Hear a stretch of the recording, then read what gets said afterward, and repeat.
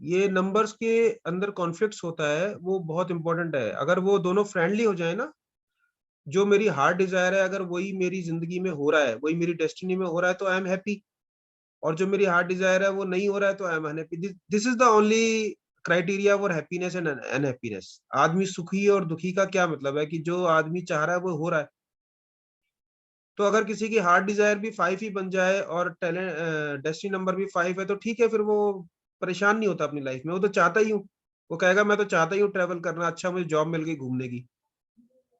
मैं तो चाहता ही हूँ लोग रोज मैं खाऊं पीऊं, बीमार पड़ गया तो कोई बात नहीं दवाई खा लूंगा। और कोई के आदमी कहता है मेरे को तो घर पे रहना था, मुझे जॉब दे दी ऐसी घूमने की, मेरे से नहीं होगी। तो वो वहां इनर कॉन्फ्लिक्ट ज्यादा चलता है।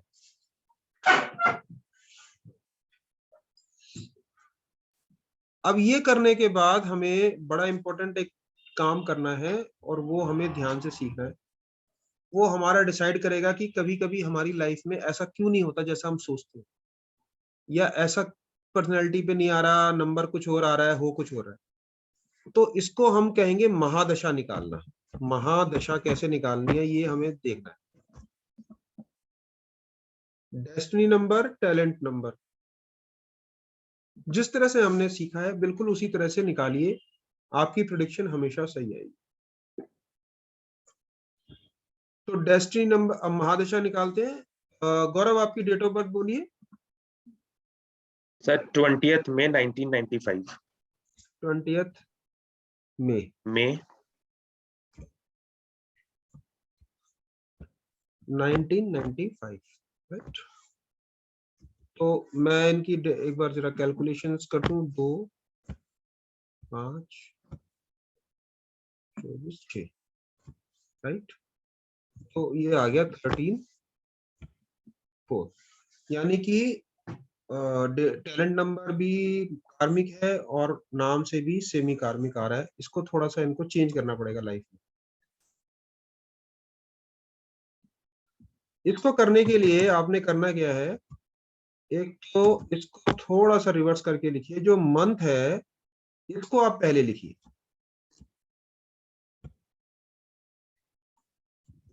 समझिए, फिर से समझिए। ये जो मंथ है इसको आप पहले लिख लीजिए, राइट। और जो डेट है उसको बाद में लिखिए, और जो ईयर है फिर उसको लिखिए। यहां तक समझ में आ गया?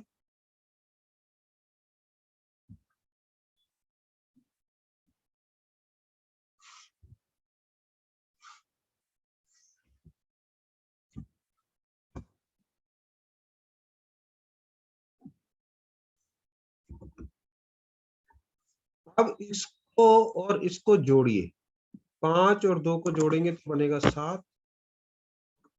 अब मैं इन दोनों को जोड़ूंगा तो 6 और 2 बनेगा 8, राइट। अब मैं इन दोनों को जो आया है 7 और 8 इसको जोड़ूंगा तो मेरा आ गया 15। अब मैं लास्ट में क्या करूंगा,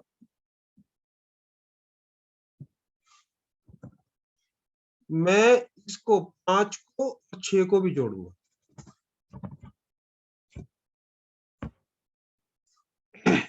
कैसे समझा देते हैं, कैसे समझ लेते हैं। हमने जो डेट ऑफ बर्थ है उसमें मंथ को लिखा पहले और डेट को लिखा बाद में, और ईयर को फिर वैसे ही लिख दिया जैसे लिखते, जैसे इंग्लिश स्टाइल होता है लिखने का। American style, sorry, American style होता है।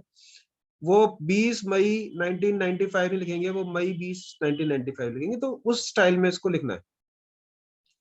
और फर्स्ट एंड सेकंड को जोड़ना है, सेकंड थर्ड को जोड़ना है, फिर जो ए और बी आया उसको जोड़ना है, और फिर फर्स्ट एंड थर्ड को जोड़ना है।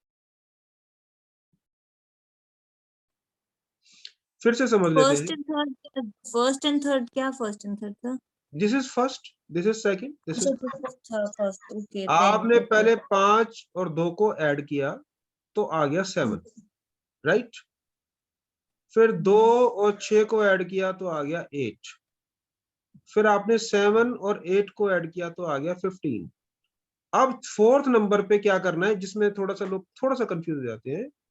इसको और इसको यानी ईयर और मंथ को आपने लास्ट में ऐड कर दिया। बिल्कुल क्लियर हो गया, कोई डाउट तो नहीं इसमें? गौरव क्लियर हो गया? Yes sir. ठीक है, अब इसको हमने एक तरफ रख लेना है। इसका हमें करना क्या है, आप नोट करके रख लीजिए, मुझे बताते रहिए।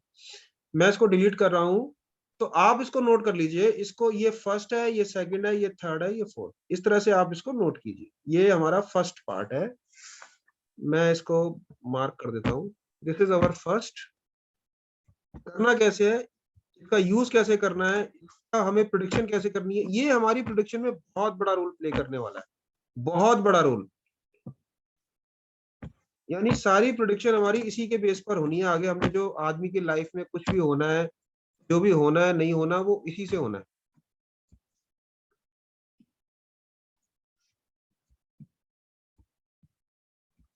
ये 4 आदमी के लाइफ के 4 खाने हैं, 4, हमने उसकी लाइफ को 4 हिस्सों में बांट दिया।